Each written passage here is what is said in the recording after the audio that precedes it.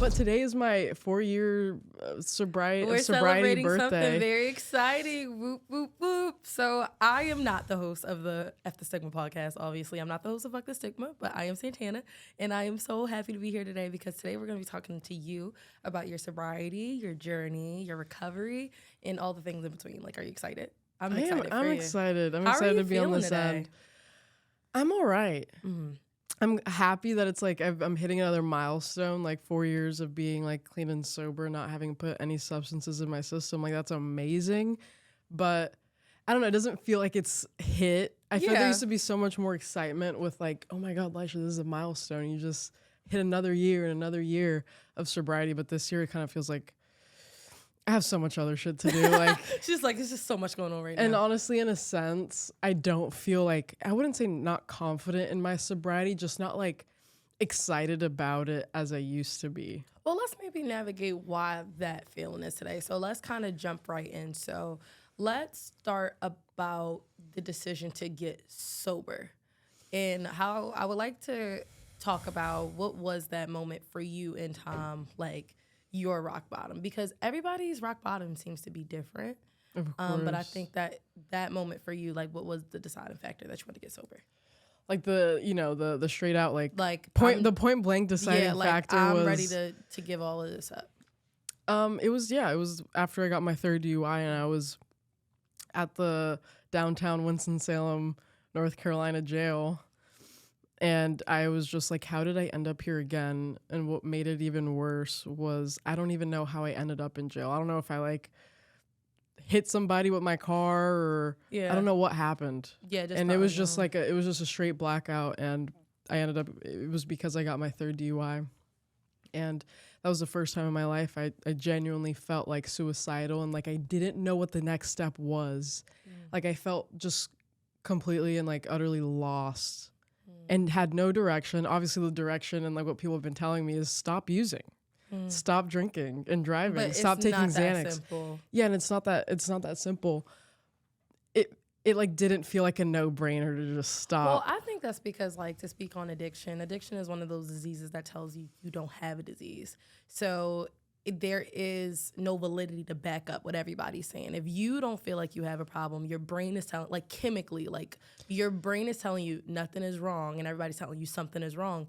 You can't feel like you're doing anything wrong if that's not. Yeah, it was weird because it was like I knew I had a problem, but stopping, like not using or drinking again didn't seem feasible.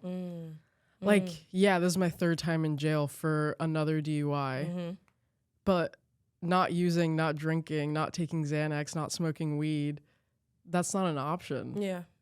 So that's why it felt so hopeless, and that's why I wanted to fucking die. It's because, like, I don't know life without substances, you know? And that's so interesting you say that because to speak to your point, there was technically a point in time before substances, but that's how engulfing addiction becomes to where you just slowly erase everything that was prior to that active addiction.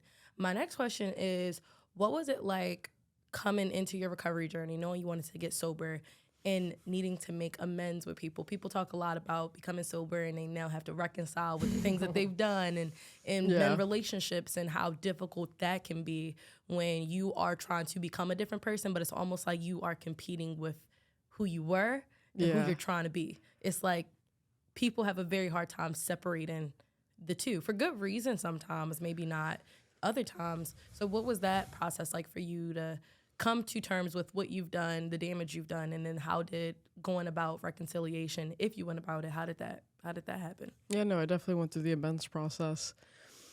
And something I've been seeing on social media is like a question of like, can people really change? And I was also watching a Netflix show and they were asking, like the characters were asking each other, do people really change? Do you think I can change? And I just think that's like, yeah, no shit, you can change. I'm like kind of annoyed with this idea of like people can't change at all. It just takes a lot of fucking work. And I never doubted that once in myself. Like I knew I could change if I really wanted to.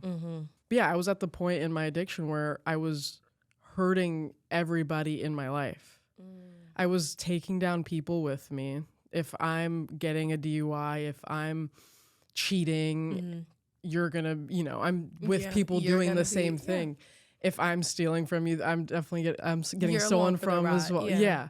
So I was down bad with a lot of people, and that was comforting. It's like we were in the same hole together. Like, yeah, there was drug dealers that didn't want us alive. There was, warrants and trying to get away with hit and runs. You know what I mean? And we're in it together. Well, misery always feels more comfortable when there's someone with you. I think that's why the saying, misery loves company, that's where it comes from. It's kind of like, people throw it around a lot, but there is a lot of truth in the sense that nobody wants to go through a struggle isolated, because then the struggle becomes that much more heavy to carry versus when you're splitting up the burden, at least you can laugh about it, a little bit. Like, the same thing that'll make 100%. You laugh will make you cry. Like, and then, and then I'm also in that hole of like, I'm literally still a minor, and my parents think about that. Right? Yeah, like you got that layer on top of it. Right? Yeah. And my parents are just worried sick. Like there's nights I'm not showing up at home, or I show up at 3 a.m. or I sneak out, or I'm covered in bruises, or I come home with bleeding. Worrying everybody at this point in my life, the people that were still around. And I had a lot of amends to make, and the amends process was the most healing and the most difficult part. Because throughout my whole addiction, I wasn't really looking at what I was doing. I was just doing things. And then when I finally got that clarity and I was sober when I went to treatment, it's like I just broke down with all of the like pain I was causing in my life and in others. Do you have a moment, or can you recall maybe an amends that was the hardest to kind of reconcile, or something that was very difficult to come to terms with? Like whether it be the relationship that you had dismantled with your family or your partner or a friend. Like, is there one situation when you reflect back and you think about that took a little bit more humility than all the other ones? Like something that really stands out to you? So the amends, I would say, like there was like maybe 3, but one of them is like kind of still unfinished to this day. I would call it like a living amends, because it's never gonna like, there's never going to be like an end line to it. And I think that that's something that people have to also be ready to accept. I think we live in accountability is a buzzword lately. And boundaries is a buzzword, and all of these things are these buzzwords. But I think what gets lost in the conversation is when you are the person that has to make the decision to apologize, take the accountability, and, kind of just apologize, like just genuine apology, and have genuine remorse, that doesn't in turn mean that the person that you are then apologizing to has to accept it and has to move forward with exactly you. And you have to be okay with that, because apologies aren't I'm sorry so you're sorry, or I'm sorry so you should forgive me. I feel remorse and I apologize, and it is up to the person to then decide how they want to proceed with that. And it's action based. Like amends aren't just verbal. No. Yeah, it's not just a verbal apology. It's like I'm changing my actions and I'm sticking to that. The best form of apology is change behavior. 100%. Anything else other than that just becomes manipulation after a certain point. When you're apologizing constantly, but you're not changing the behavior you're apologizing for. Yeah. So it's a very slippery slope. Yeah, I would say like maybe the one I was like the most choked up with was my making the amends to my dad, and I've talked about it on the platform before, but I like just really resented my dad for so long for like just causing like for him like kind of making like a hostile home environment at times, and me sometimes being scared of just violence. I never felt like like ever comfortable really hugging him. You know what I mean? Or even like getting a kiss on the cheek from him. I was just like, it gives me the ick. And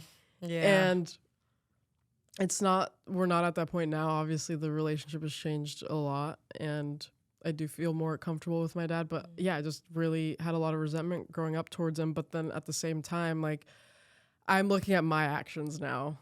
And in my addiction, I called him mean names. I ignored him, worried him.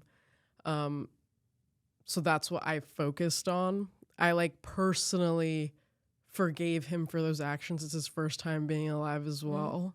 So moving. So like that aside, what did I do in that relationship and having to, make the amends for it? So like today, when actually making the amends, like I genuinely like felt like a fucking lump in my throat and felt like tearing up talking to him like, hey, I genuinely like never want to make you feel that way again. And he was so chill about it. He was like, no, of course, like, I forgive you. I'm just so glad you're doing better. And he wanted nothing of me but to continue to do what I'm doing. So that was the amend, but it took me a while. It took me like a year and a half to make that amend. Do you think that's because maybe, like, not, of course you can't blame one person for one singular cyclical event that happens in our life. But I think as people, we all have like traces or roots that we could trace things back to be like, we got to point W because we started all the way with point A. And it kind of sounds like your dad and the way you grew up really had a huge impact on you and would inevitably kind of contribute to what made you pick up that first drink or take that first pill. Like all of those years and years and years of just what you saw growing up, like, and just how it affected and manifested inside of you. Do you feel like maybe that amends was so difficult to make because by having that conversation, you also had to breathe life and give space to everything that happened prior to the addiction, just going back to like platform 1, point A, all the way up until now? Do you feel like that kind of affected your mentality when trying to have that conversation? Like, oh yeah, 100%. Did it bring up a lot of old feelings? Yeah. Having any vulnerable or honest conversation with my parents was like, never imagined that would ever happen in my life. So even just acknowledging like hard shit and bringing it up to them, either like how I felt or what they may have put me through, having that open conversation is beyond uncomfortable, and also a huge reason why it was hard for me to build deep relationships with people outside of my family, because I never knew how to talk about my feelings or identify what I was feeling. And what did that lead to me wanting to pick up substances? Maybe. Like, I'm sure it played a part of why I felt so uncomfortable with myself and with my feelings and emotions and how I even perceived myself. But it's so hard with why I used in the first place. That's a good question. Like, I don't know. It could have been like, the genetic predisposition I have to addiction because of maybe my family history, or it was because of trauma. But in my mind, my trauma isn't bad enough to have caused years of addiction. But that doesn't make it any less valid. Of course. Is it because I just felt like I never fit in, or because I felt like I was different, or because I wanted to be somebody else? I genuinely have no idea. I just know like drugs and alcohol made me feel amazing, and I could do anything I wanted. Yeah. Under the influence, and I just felt unstoppable. Like I felt like I could do anything. I just think that there are like a million things that go into someone from like birth to the first time that they pick up a substance that in some way leave an imprint on them picking up that substance. You know what I mean? Like there are a million different factors. So trying to pinpoint one reason, it's honestly like, does it even matter? Yeah, right. Like, does it even matter? Because when you're there, you're there. And exactly. But it's like we want to know why. As humans, like we got to figure out like. We need to know the reason. Yeah. 100%. But I think maybe the reason, pinpointing that reason is so difficult for so many people is because maybe it's not just one singular reason. It's like I said, it's so many things. Something I wonder on your recovery journey, is there anybody that you met when going into sobriety that really left an impact on you, for better or for worse? Somebody that you saw, or just a conversation or person that you remember till this day? Like whether they gave you words of wisdom or shared an experience with you that kind of just stuck with you and kept you on like the path of like, okay, no, I need to get sober and I really need to do this. Yeah. There's a few, like the people when I went to treatment, like that was like a life-changing pivotal moment. It was her canon event. Pivotal moment in my life. Like just graduated high school. I'm 18 years old. It's the summer of like, I just graduated. Yeah. 2021. And I was just down for the ride. I was like, I guess I'm going to treatment now. Just like, all right, I'll see where the wind takes me. Yep. Yeah. That's like, ever since that moment, that's how I've like lived my life. That's how you, fuck it, we ball. No, yeah. So there was like, I kept an open mind, open ear when I went to treatment. And there was a few very impactful people that I had met there that, just had a huge impact on me and like, play a huge role of why I'm still sober today. And I feel like I could call them right now and they would help me and like support me and guide me through whatever situation. But the thing is, I don't call them because I'm a fucking procrastinator. I mean, it is the procrastination is going to unfortunately probably be my biggest downfall. 100%. A lot of people's biggest downfalls. When you think about those times, is there one story that comes to your mind that you want to share? So there was this facilitator. His name was Charles. Mm-hmm. So when I was in treatment, I had a really hard time being like, yeah, I'm an addict and I identify as an addict. And I was telling, I shared like, he was like, why the fuck are you here then? And I shared like, yeah, like I'm only 18 and I have 3 DUIs. And for like that had everybody's like jaws on the floor when I would tell them that. They're like, you're a fucking child. How did you manage that? And they're like, how are you not an addict? And something Charles told me, he was like, did you ever use when you didn't want to? And for some reason that like that clicked for me and that made sense, because the day I got my 3rd DUI that night, I didn't want to take this Xanax, but I did it anyways. Like I had so much hesitation with taking this pill because I knew something bad might happen. Like there was a high probability if I take this pill, I don't know, like just I don't know what could happen. Like the possibilities are endless. But I took it anyways. Like I remember not wanting to take it. And then, the next morning I wake up in a jail cell wanting to kill myself. And that hit for me. Like, and I can like list other times where I used when I really didn't want to. It felt like I had to. But sometimes it just takes that one person to plant that one seed that makes it all just immediately click, or you start to, your perspective shifts. Yeah. And perspective is everything. So what I wonder, prior to that conversation with the facilitator, did you just not believe you were an addict genuinely, or was there a lot of hesitation in identifying with I am an addict? Like both. I didn't, obviously it was a stigma that I had with addiction. It's just I'm not on the same level as you guys are. I haven't smoked crack. I haven't shot up heroin. Yeah. Like I just like a Xanax here and there and to smoke weed and drink on it. That's no big deal, but no, that caused you guys need to relax, like right? No, but it honestly caused me so much pain in my life. Like I loved to be blacked out on a daily basis. I love to not remember my day. How is that normal? How is that not like addict behavior like in any way, shape, or form? Like most people can't stand the fact of not remembering. A lot of people don't like that blackout period, but I fell in love with it. I loved the idea of not being here anymore. But at the same time, I didn't want to die completely. I loved the delusion and like making up the stories of like what I did or how much fun I was having the previous day just to do it all over again. It was weird. So yeah, it was him asking that question of, did you ever use when you didn't want to, hit because it made me realize that I had no control over the substances. They had almost a control and power over me.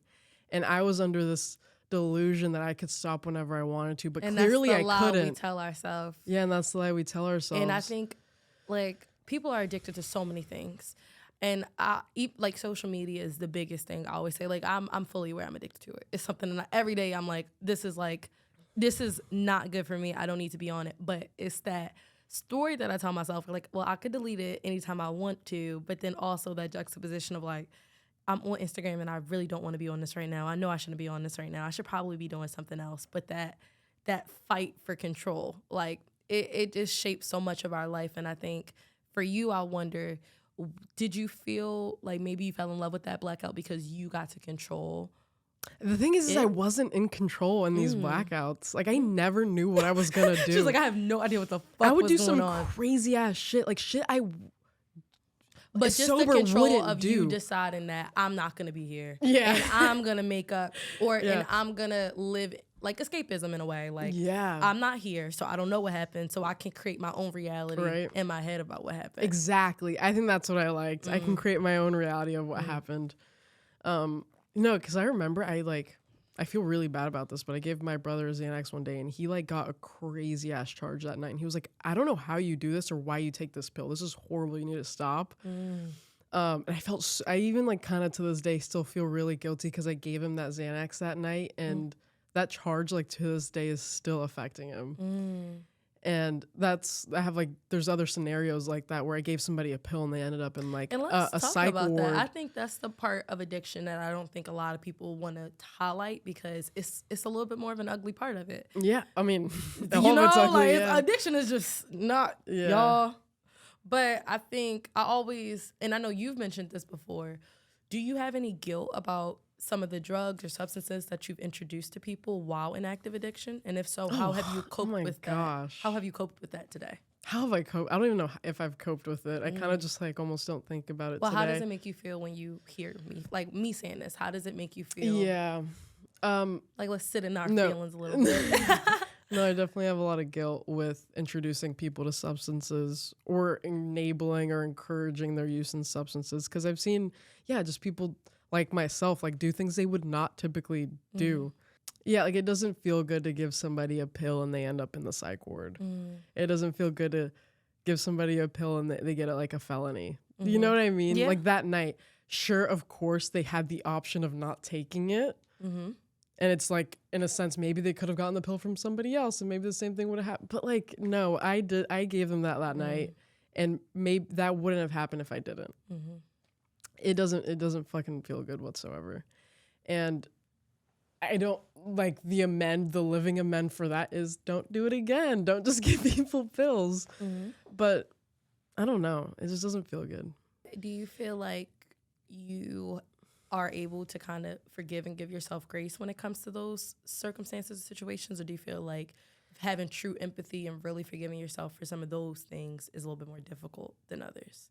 Like, I think it's one thing to kind of look at the people you've hurt and make amends with them when you were destructing yourself. But then I think when you introduce somebody to a substance, it takes on a life of their own in that it's like a cycle, a vicious cycle. Somebody introduced your person to a substance, that person introduced you to a substance. You introduce someone else. It's like that ripple effect. Is it easy to kind of, I guess, find peace after doing that? The thing is I have just such an avoidant mindset when it comes to feelings, especially when they're like ugly feelings like guilt or remorse. I feel so detached from it. And even talking about my addiction today, I feel so detached from it because it almost blows my mind the things I was doing 4 years ago. It's like looking at your life in a museum on a wall. Yeah, it's like, wow, I did that. Yeah. And even like talking about it today is weird because I am so completely changed from that person. That like emphasizes again that people change. There's no way that people can't change. So what would you say was the hardest part about becoming sober? Like when you think about everything you went through, the people, the time, the wish, everything, what for you personally would you say the most difficult thing to overcome? The most difficult thing about sobriety and recovery today for me has been the fact that I have to keep changing and growing or otherwise I'm going to relapse. Like I have no choice. Like but stagnancy is your like enemy. Complacency and being stagnant is the thing that's going to get me to get high again.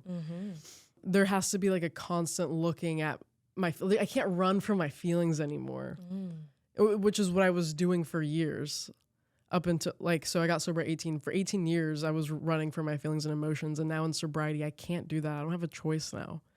If I keep just shoving shit down and not looking at anything, eventually, I mean, it's just a ticking time bomb until I get high. I feel like that might be the hardest thing.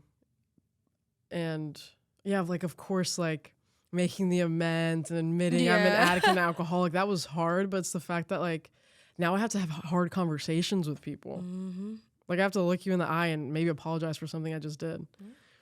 Or I have to look at you and like tell you how I'm feeling or cry in front of you. That is no easy thing when you grow up, and based off of just going off of what you said, when you grow up as someone who did not have those conversations and did not have that open line of communication and suppression. I'm not sad.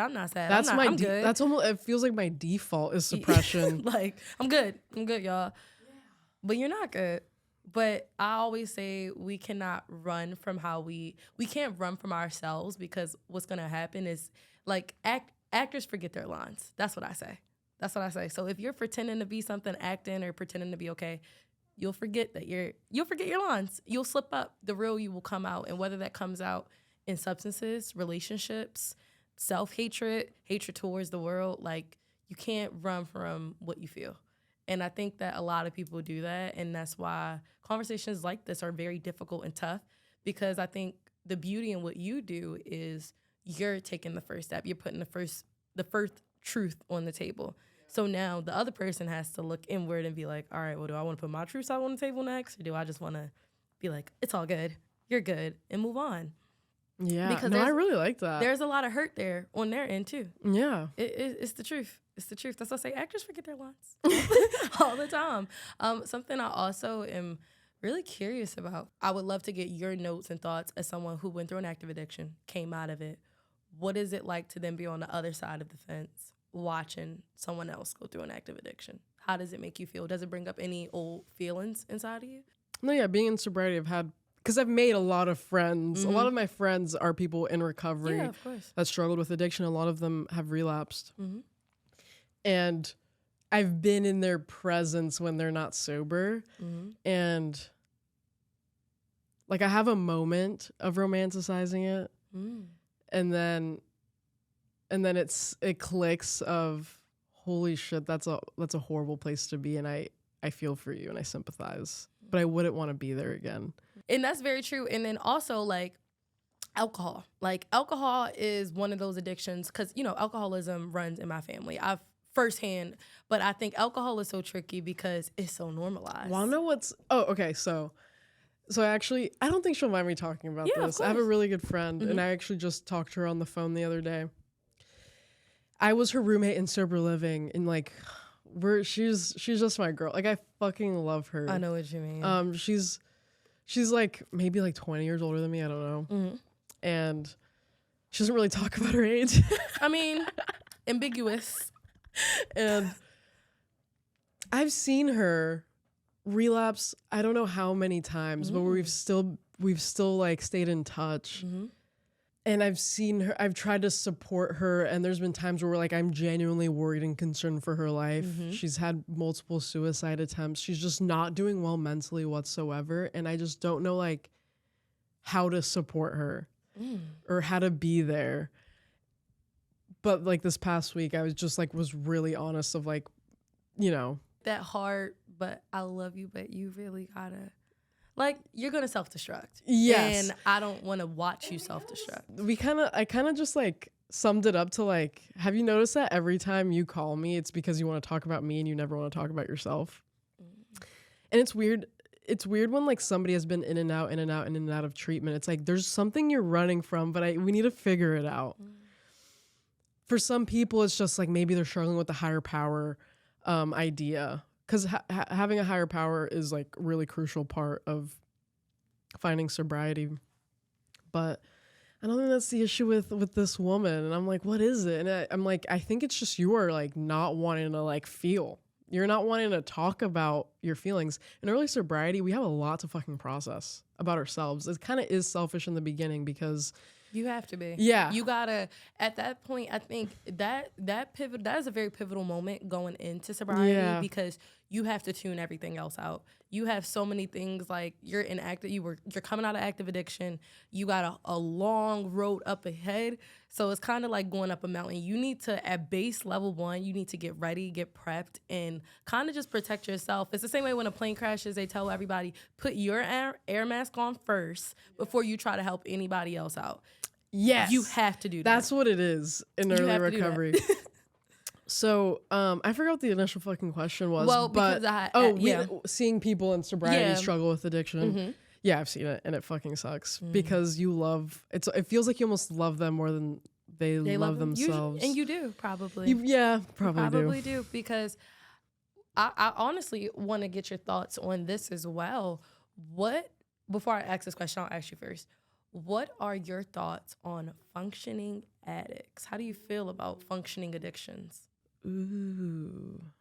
And I use functioning as an umbrella term for people in active addiction to substances, specifically is what I'm talking about, because you could be active addiction to anything, video games, coffee, but we'll talk about substances because that is, you know, something that's going to detrimentally affect your health in the long run. That's very quickly. So fucking good. Because I feel like I even like unconsciously, I label people in my head as like, oh, you're a functioning alcoholic and addict.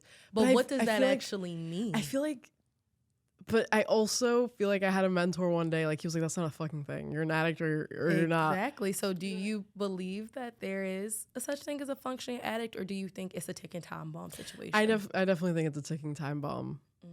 Like, for example, like in the beginning of my alcoholism, like I could manage to go to school and like somewhat keep up grades until I couldn't. I just think the progression is different. The thing about addiction is that it is a disease and it's progressive. Ask anybody, Google it, ask a fucking doctor. Like, it's a progressive disease.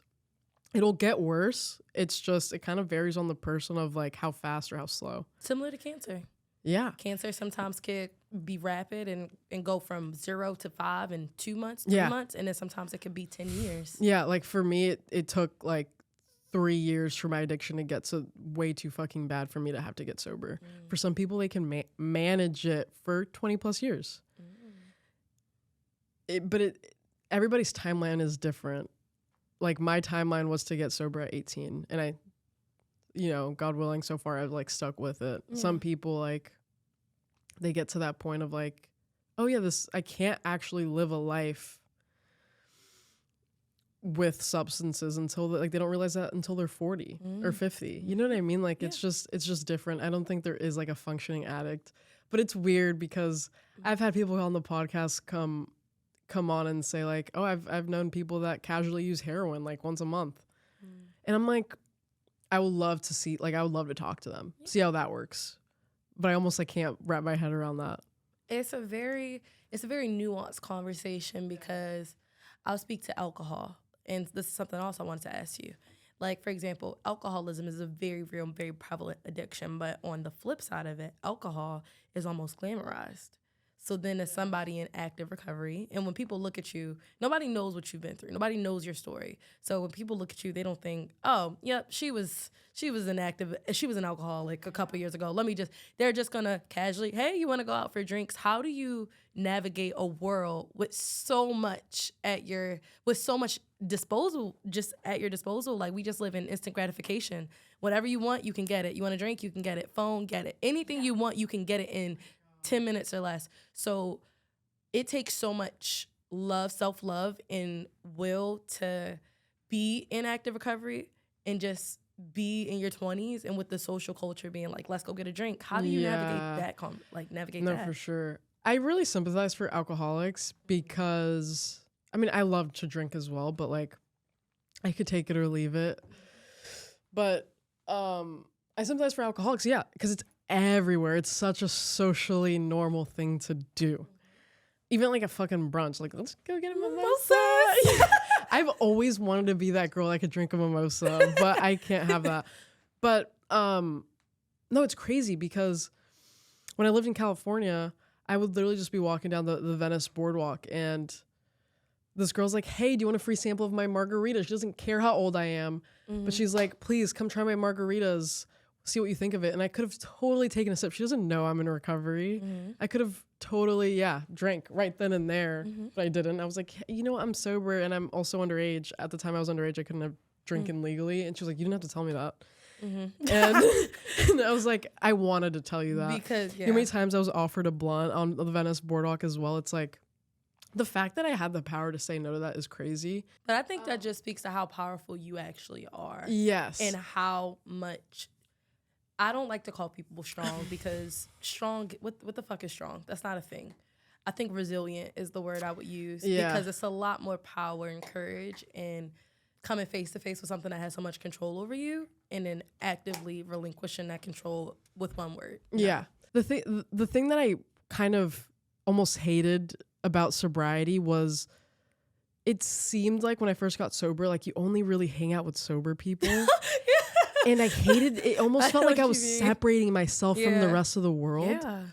And I didn't like that at all. So I almost made it a point to be like, I can hang out with people who can casually drink and that aren't alcoholics and not be affected. Yeah. Like I want to be able to be at situations like a wedding where there's alcohol or a party where there's alcohol or like a beach rave or whatever the fuck. And other people are drinking and I don't have to. That's that's the point that I'm in now in my recovery and my sobriety. And that's the point I wanted to get to because I didn't want to feel like different from everybody else in the rest of the world.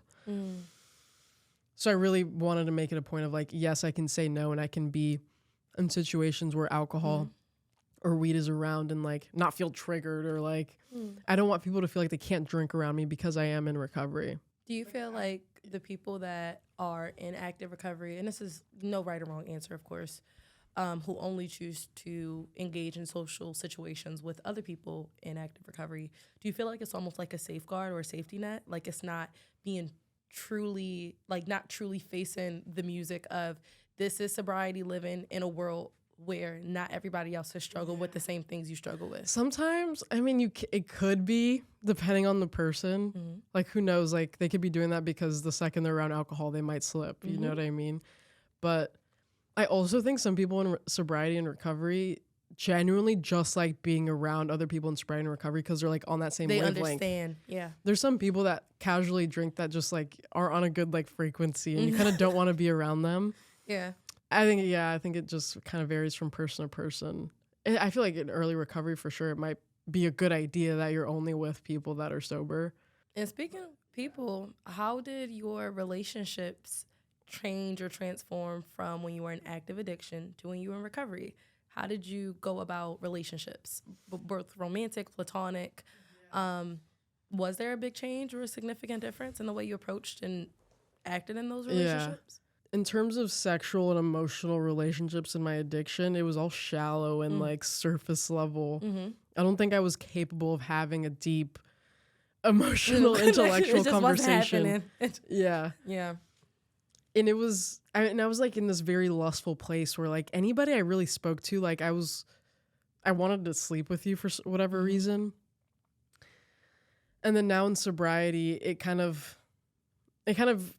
it was in a weird place because like I'm also like trying to really validate my sexuality and be confident in my sexuality.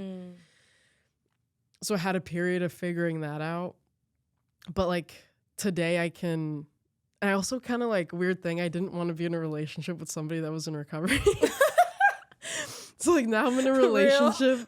Now I'm in a relationship with somebody who's just like a normal gal that like can drink at a special occasion. Because I don't like to date people that have been through, I'm not going to say mental health issues. I don't want to date anybody that's been to a mental hospital. I don't need to be, we don't need to do this together. Because I want that normalcy. I think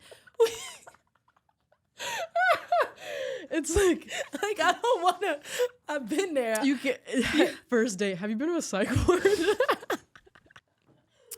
Hey, let's talk about your mental health history.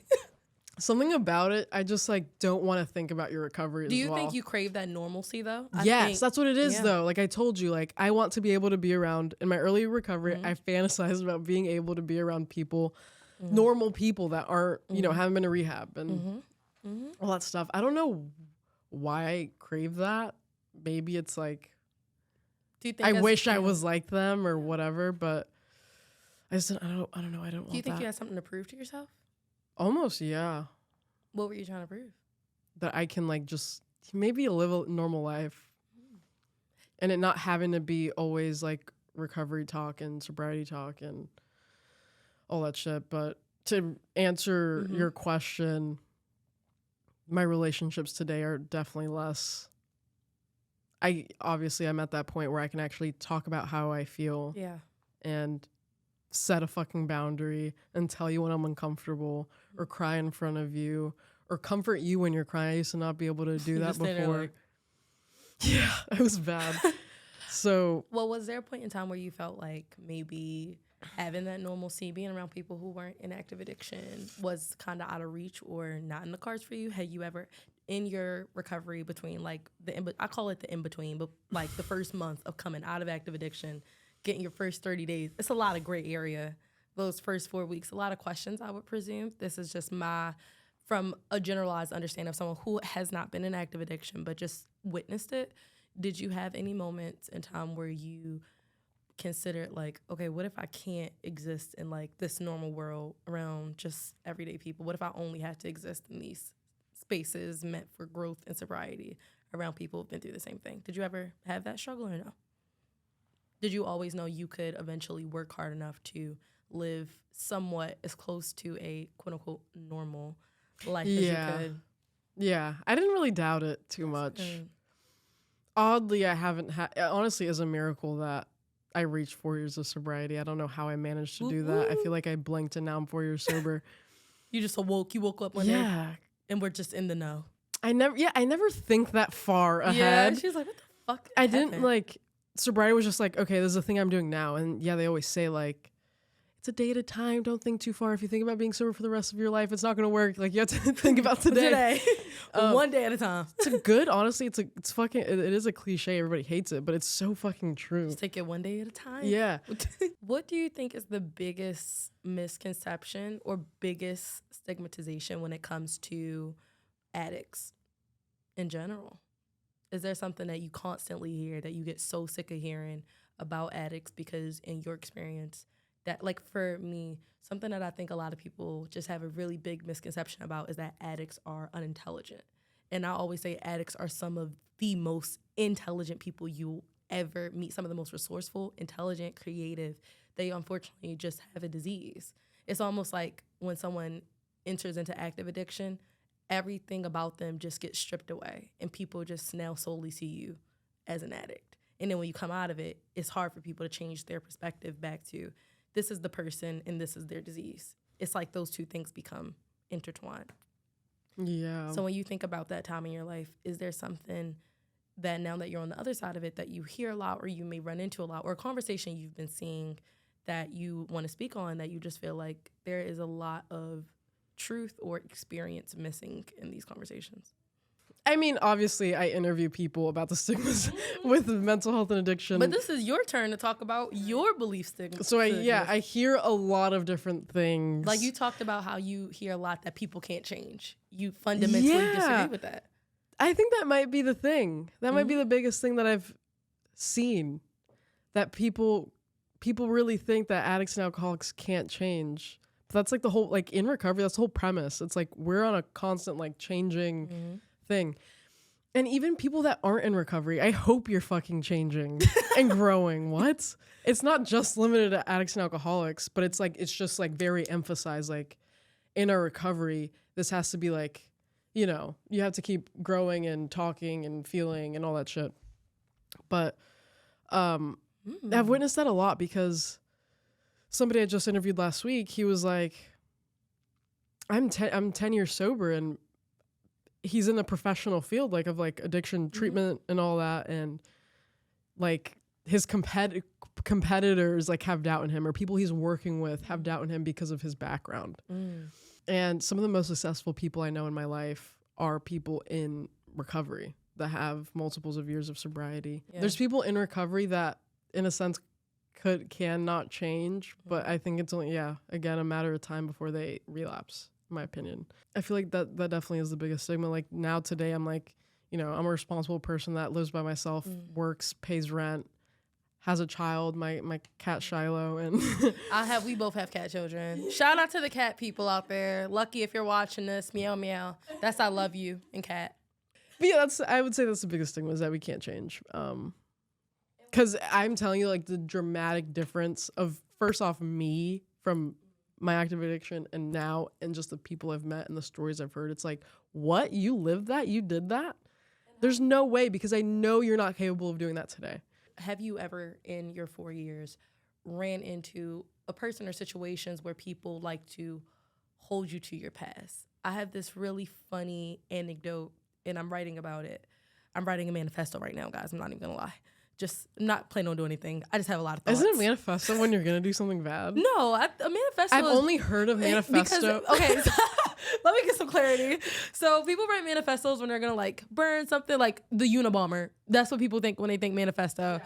But it's really just because one time I was going through a lot, I asked ChatGPT, like, what are some ways to cope with all of these feelings I have? And it was like, well, write a manifesto. And I was like, well, I don't want to hurt anybody. But it was like, a manifesto is just a compilation of your thoughts and belief systems about the world. The reason that people write them before they do something is because they're about to do something big and they want to be out to write there. Their story. They want to write their story. I have a lot of thoughts, guys. I'm very crazy. I just think a lot. I think a lot of deep thoughts. Yeah. That's why I'm so crazy. Anyways, moving back to what I was saying, going back to past selves.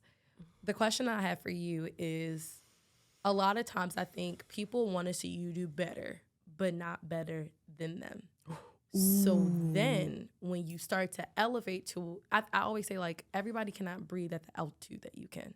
So going up that mountain, like, life is like a mountain. Sobriety, your journey to sobriety, that's like a mountain. You're going higher and higher and higher. Eventually there will come a point where people can't reach the altitude that you're at. They can't breathe at the peak that you're going. With that being said, what they like to do is try to bring you back down to who you were.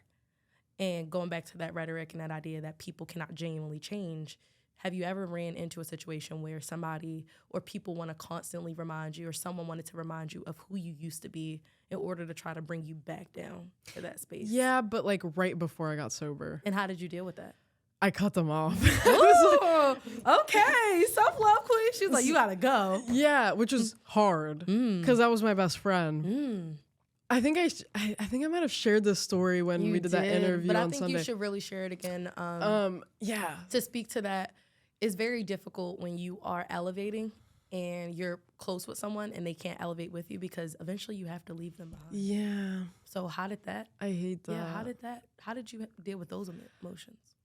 Yeah, so after I got my third DUI, my best friend, I wanted to hang out with him still because I love this guy. And I'm like, dude, yeah, I'm done with Xanax. You know, it's causing me a little too many issues. So I was like, yeah, I'm done.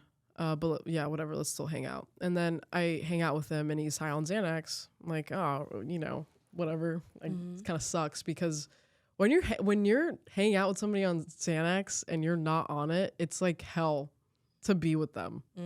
They don't know what they're saying. They're slurring. It's like being a drunk baby. They're trying to steal from you and it's so obvious. I'm like, you can't take that. Like, I see you doing that. Like hey, put that down. And they think they're so slick.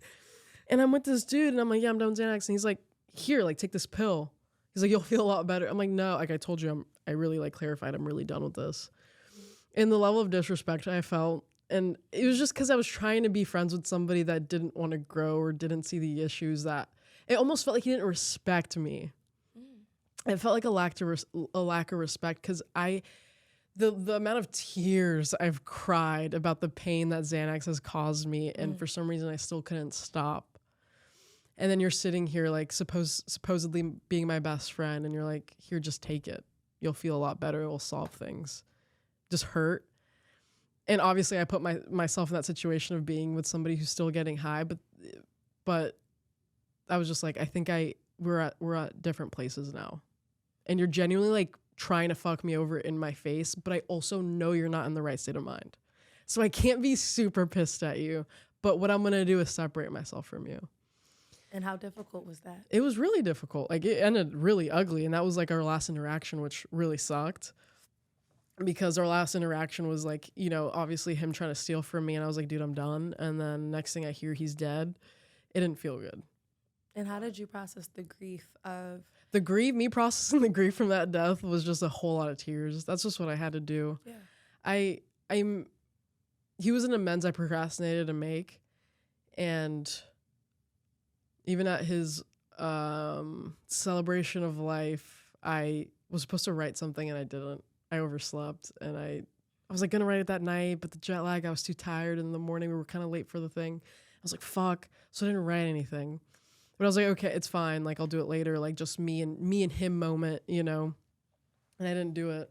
And to this day, I haven't done it. And I've meant to, like, have that intentional moment of writing something and really processing. I feel like I've kind of done that over time. Like, I've journaled here and there about him, but I, like, imagine, like, this grand moment where, like, I fucking, like, write a letter and I burn it and I pray and all this. You know what I mean? Yeah. But, no, it's hard. It's hard outgrowing people. It's very difficult. It's painful. It's like growing pains. I think when people say growing pains, they talk so much about like self pains and the things but that is a part of the growth process that, in my experience, is one of the most difficult when you are someone that doesn't have a lot of close relationships. You hold on to closeness so much, even when it's like not good for you.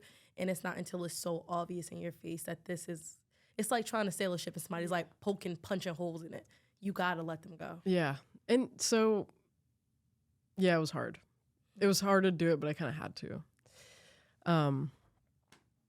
And in sobriety, I had an experience where, you just have a friend that keeps relapsing. Mm. And that's hard to be in, especially when they start using in front of you. Mm-hmm. And that's like obviously my limit. And that's where I had to set a fucking boundary. Because I've had experiences with codependency and recovery. You start getting to a level where you keep getting more and more uncomfortable. And then that dreaded moment of like, oh, I have to set a boundary, or I'm like, not respecting myself, or who knows, maybe I might get high with this person. I had to kind of just get space. And it's hard when you're an avoidant fucking person and you don't want to be like, hey, like, I think I need some time away from this for a minute. You know what? It feels so awkward. I almost perceive it as like a pussy thing to do. Isn't that so weird? It's so I'm like, weird. Why is respecting me like a bitch thing to do? But I think that's because you didn't respect yourself at a point in time. You didn't respect yourself at a point in time. You didn't love yourself. So now you're learning to respect yourself and learning to love yourself. And you're on this whole new process. And I think everybody has morals and what they believe, but it's not until you come face to face with your belief system that it gets tested, that you find out how strongly you really feel. For example, you may think that you would never do something. Then you're presented with an opportunity to do it for something that you can gain. Now you're face to face with what you say you believe and what's in front of you, and what are you going to do? In your case, you're on this recovery journey. You're on this self-love and self-respect journey.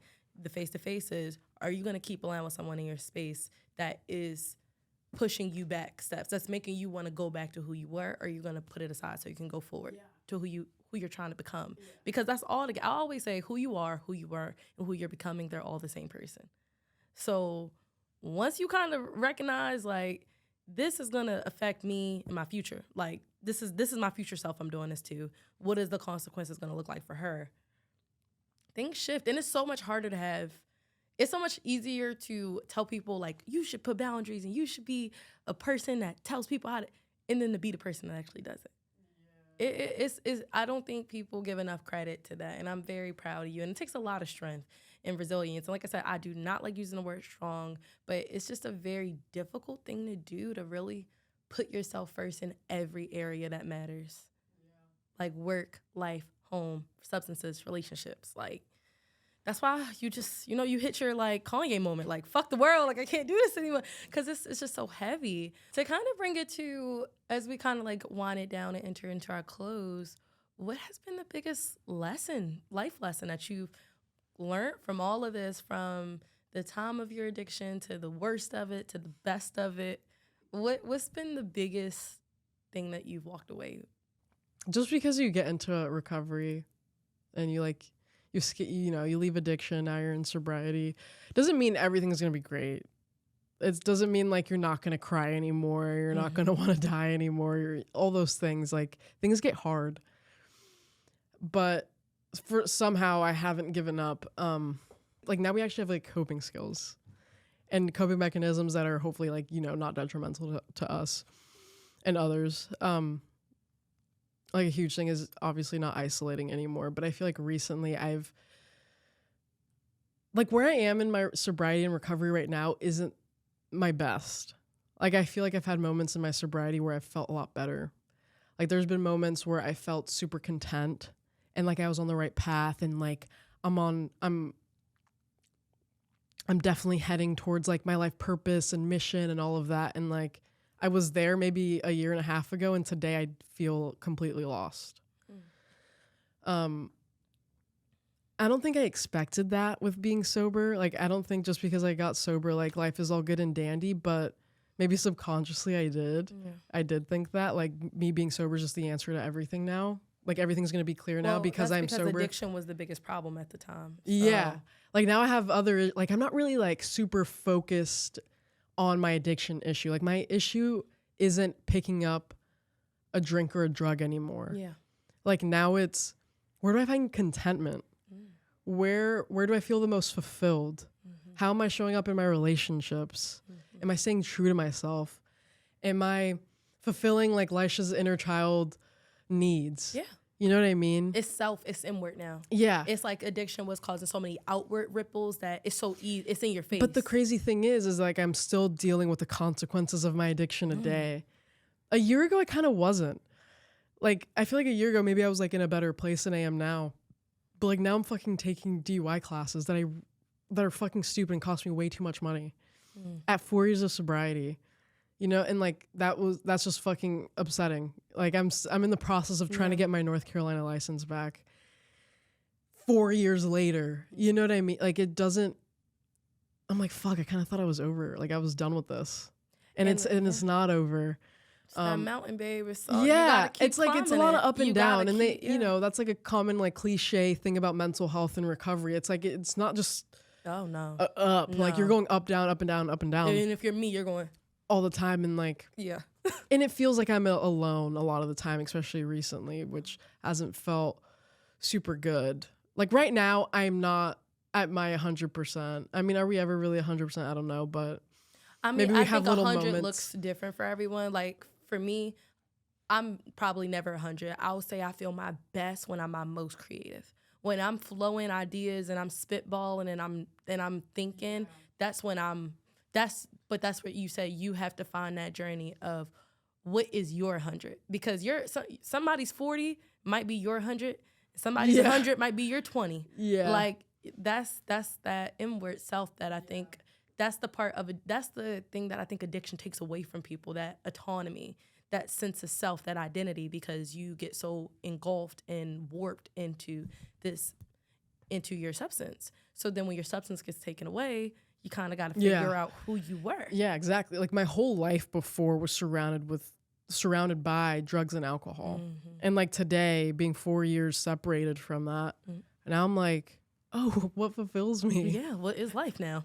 How am I showing up in this relationship? Shifu, like, where are you at? Am I showing up to work? Like, am I doing the best I can? Am I fucking paying my bills? Like, it's a whole different ball game now of like, oh, I'm like actually a productive member of society now. Oh my gosh, when you were the villain and become a random productive member, it's like, I'm not saying you were a villain. I always joke with myself, like, I was in my villain era, did so much crazy shit, and now I'm just like out here like, take your vitamins, guys, be nice to yourself. Yeah, like now I care like about the ingredients in my food. Now I'm like donating to like mental health, bro.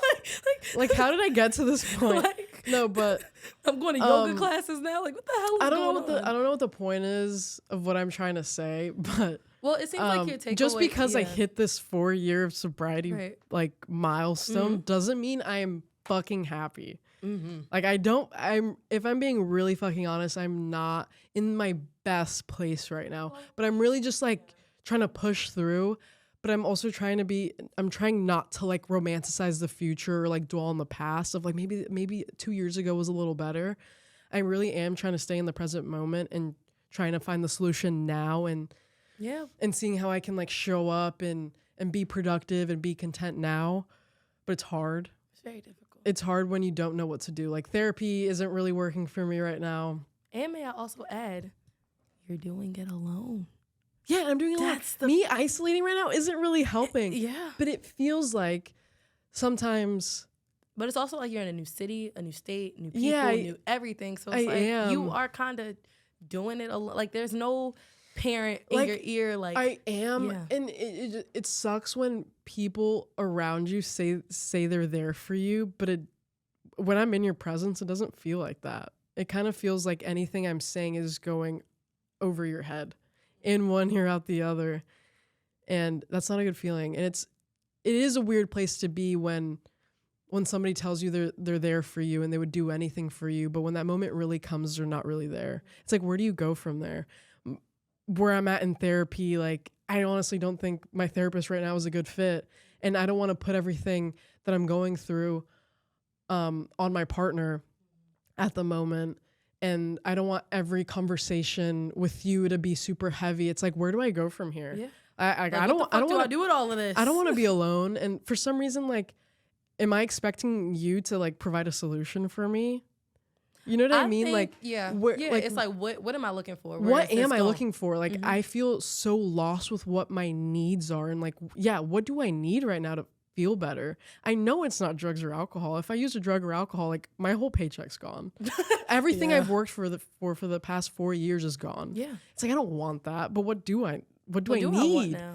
Is it what I want or what I need? I don't know. I don't know what I want or need in this moment in time. I recently just got this anecdote from someone who told me that she's a therapist, and we had a conversation, and she said something that I'm thinking about, and I want to bring it to you. She says that a lot of times people come into her practice and they're chasing happiness. They're looking for happiness, and her advice to me was, do not chase happiness. Chase contentment, because happiness is fleeting and contentment is long term. When you have contentment, you are going to always be somewhat satisfied with everything around you. But when you're chasing happiness, you'll get it in waves, it'll go in waves. It'll come in waves and it'll go in waves. And I wonder for you, do you resonate with that in any way? Do you feel like happiness is fleeting and contentment is more sustainable? Or do you feel 100%. Like happiness is attainable and contentment is settling? I definitely think like a feeling like happiness is fleeting 100%. And contentment I feel like is more prolonged. But I don't even think it's me trying to chase happy. Yeah, it's more so contentment that I feel like I'm trying to chase right now in this point in my life. And it's not that I hate moments of feeling sad. Like, I can get through sadness. Yeah. Like, I can cry it out. And I know that it's not going to last forever. Like, that's not my problem. It's like, I don't feel fulfilled.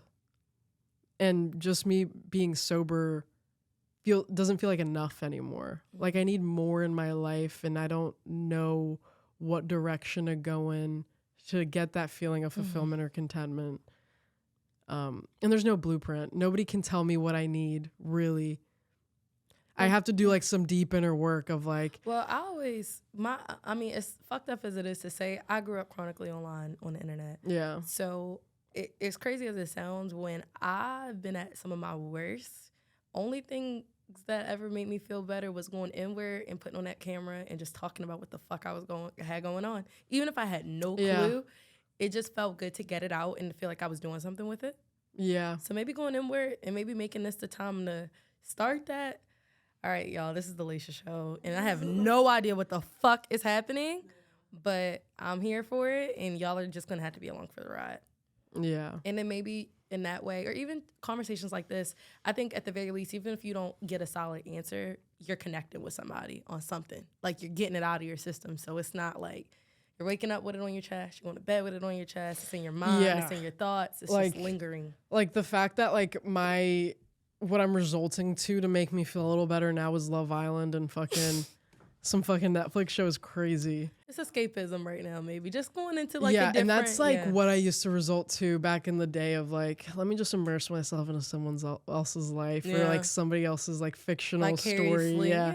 But that's where I've been at recently. If you could go back in time and say anything to active addiction, Laisha, what would you say? Honestly, I have no idea. That's like... I think I've asked you this question before. Would you say anything? I honestly would. I love think there's a lot of power in silence as well. I am like a power in silence girl. I think I like the path you went down. Even though it was horrible, yes. I just like where it led me. Like, I don't feel like great worth. I'm like, I have so many great things in my life, but I don't feel great. Yeah. But I'm still like really happy with where I am. Of course. I wouldn't change it. Like, I don't even know if like anything. Would you give her a hug? I would give her a hug. Maybe she needed that. I would give her a hug, but I don't think like any words would change anything. Really. I would maybe just give her a little hope. Like, shit, Laisha really does get better. That's really cliche. But it like genuinely, like I would probably tell her like, you have no idea where this is going to lead you and you're going to be stoked, you know, because I could not have predicted anything that's happened in my life the past 4 years, and it's been insane. It's like, it's super cool, but there's nothing like. And what would you say to everyone that sees I always say like the fruits of your labor complex. It's like they don't know the journey, but they see the destination. And I think like comparison is a thief of joy. A lot of people might see your life. They might see you doing the podcast, see you in LA, see you in Maryland, just see you kind of moving, but not understand what it took to get there.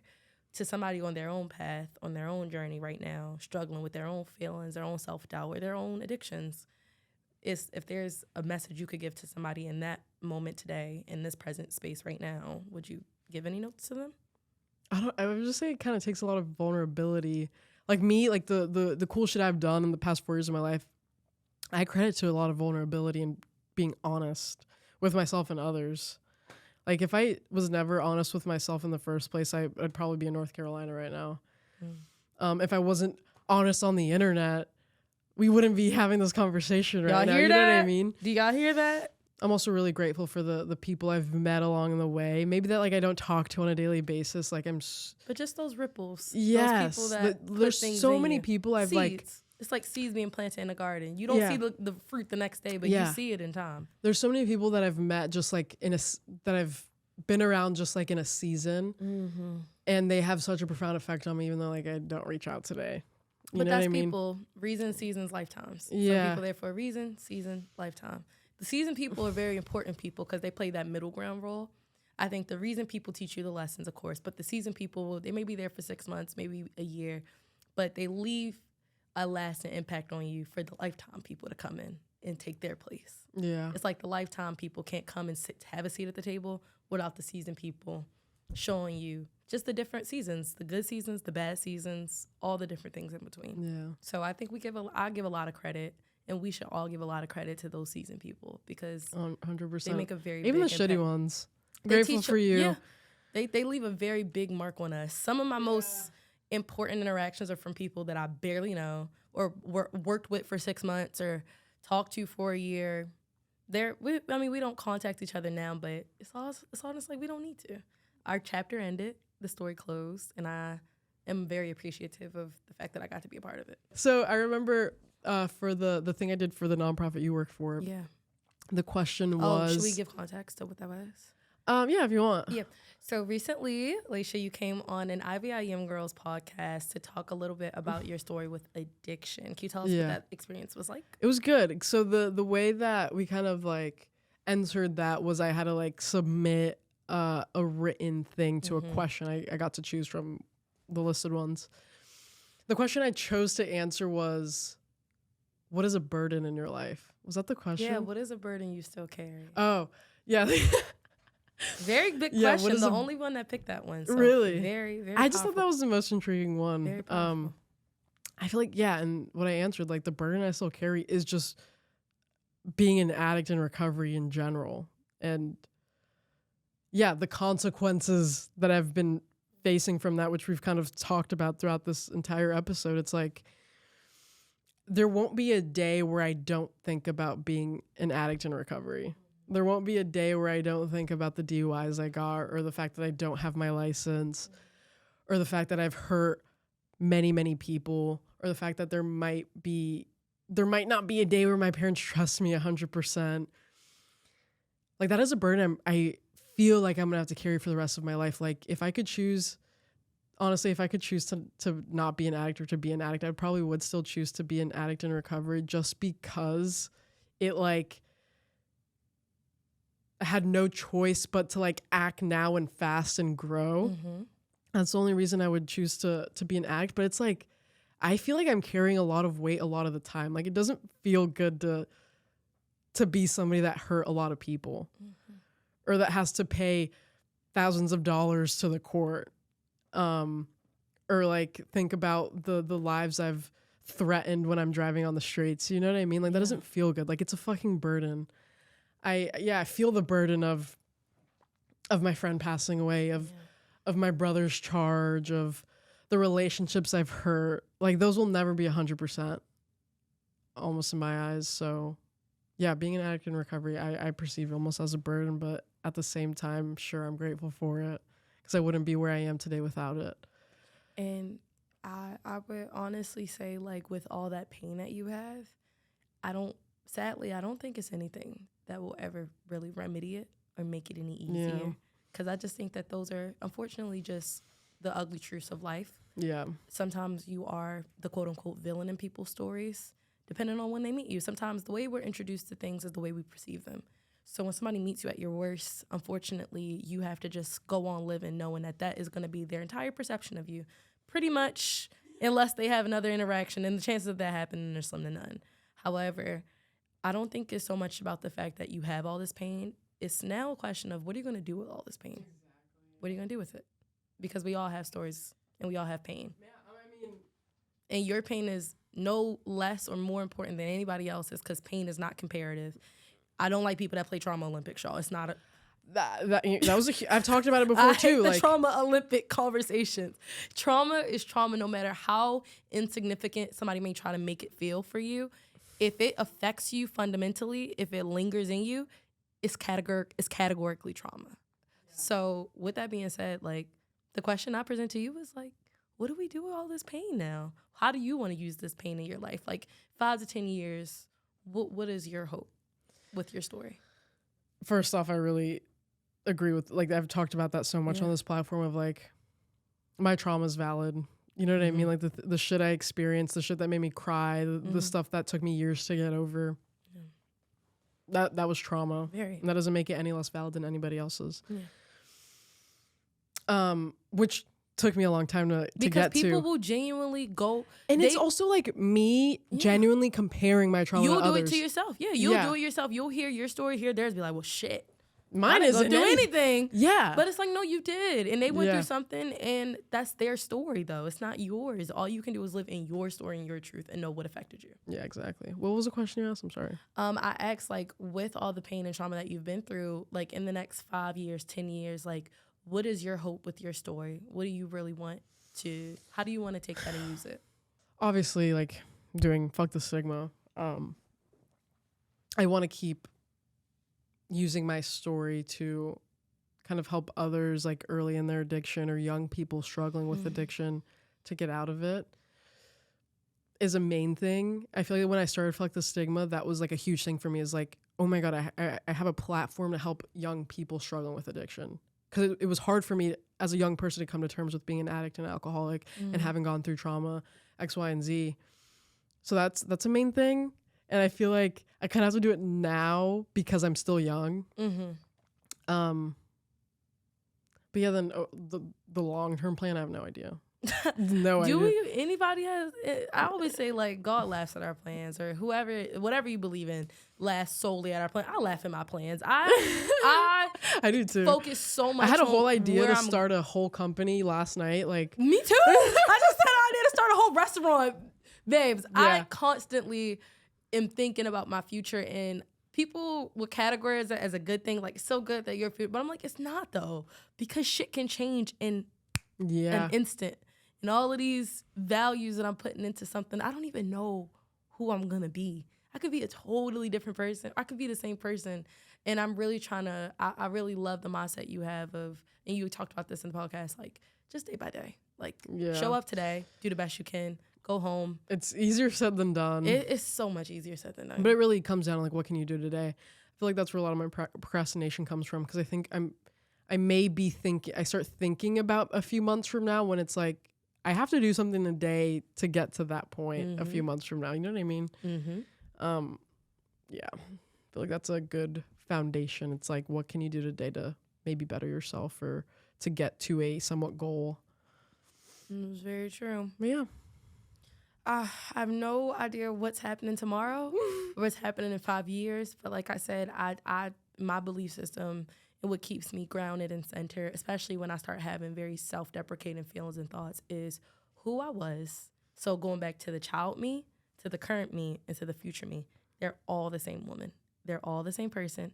This person doesn't trump the child me doesn't trump this me, future me won't trump any of these me's.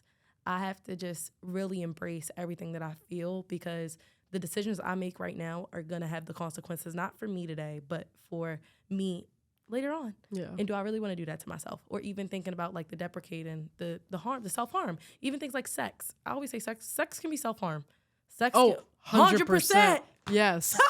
Yes. You know how long it took me to realize that? Like, I used to genuinely think sex was not self-harm. I used to just think, Yeah, because it's like you're doing it with somebody else or whatever the fuck. But I've harmed myself with sex. Baby, the way that I used to wake up feeling the next day. Oh. The guilt and the remorse. Let's do it again. The disgust, the remorse, the guilt, the fun. It was like, one of my biggest lows in recovery was because of like a moment I had with sex addiction. Yeah.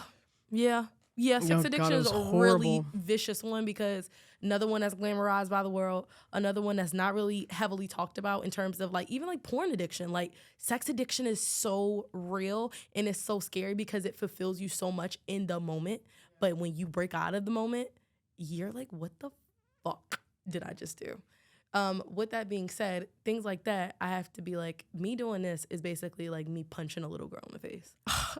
Because I'm punching myself in the face. Like, I am the little girl. Like, I am doing these things as a result of a trauma that she had to go through. And by doing this, I'm like basically just punching her in the face. Yeah. That's what I might as well. I might as well go to the park and find a kid that looks like me and just in the face. But when I say it like that, it's like, what the fuck are you talking about? But that's how I have to think about it in order for me to give myself grace and be like, you don't deserve that. For sure. We have no idea what's going on ever. I don't think anybody does. No. I think that's adulthood. And we're like 20. You're 22 now. Yes. No, 21, babe. Oh, you just turned 21? Yeah, baby, I'm a baby.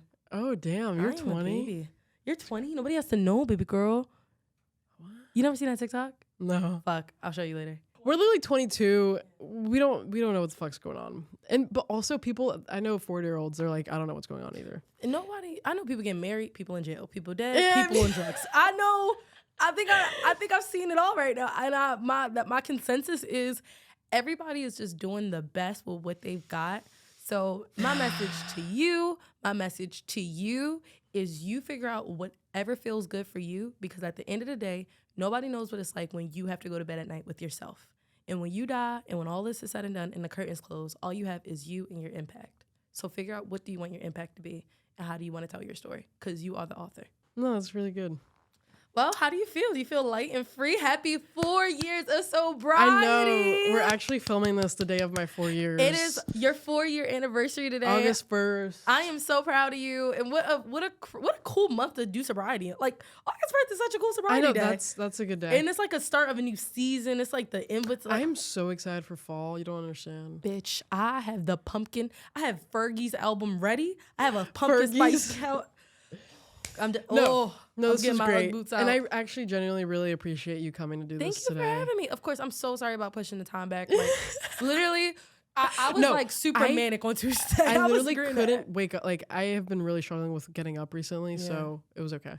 Honestly. No, this morning I was like, fuck. I woke up. I saw the time, went back to bed. I said, all right, well. I said, she's not texting me back. She's probably asleep too. I would. We planned. And Tuesday, I was just super manic. I was just very hyper. Like, you could have asked me, do I want to go do a hike? I would have been like, fuck yeah. Like, let's go do a hike. Like, no. Like, what are you talking about? I forgot I had shit to do, but it is all okay. I feel this conversation really helped grounded me. Honestly, this conversation grounded me as well. Like, I'm really grateful for it. I am too. I think when I'm manic, I need stuff like this to be like, hey, it's not always about you. Yeah. Think about things for a second. Right. Just come back to earth. No, period. Well, thank you for coming on the FTS podcast, for having me, you interviewing me, all the stuff. Of course. And hopefully everybody at home enjoyed this.